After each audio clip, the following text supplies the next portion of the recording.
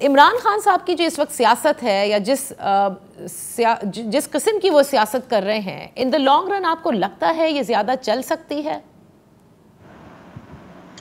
शुक्रिया नादिया। देखिए, ये उनकी सियासत जो पिछले चंद दिन में हमने देखी या चंद हफ्तों में देखी या चंद महीनों में देखी, इसका बहुत हद तक ताल्लुक उस इक़दाम से है जो पिछले साल किया गया।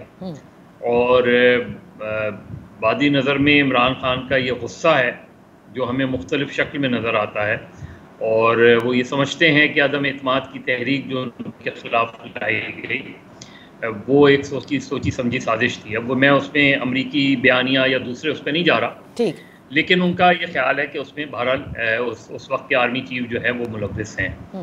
उसका बरमला इजहार भी किया उन्होंने कई मरतबा, और उसके बाद से उन्होंने मुसलसल एक कैंपेन लॉन्च की हुई है, और उस कैंपेन में जो है वो उनका प्राइम टारगेट जो है वो उस वक्त की इस्टेब्लिशमेंट भी है, और अब रिसेंटली अब मौजूदा इस्टेब्लिशमेंट को भी वो निशाना बना रहे हैं।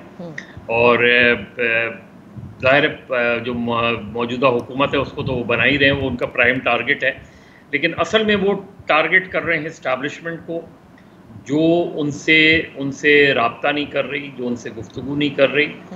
और उस पूरे बयानिए को उन्होंने बहुत क्लेवरली जो है बिल्ड किया है।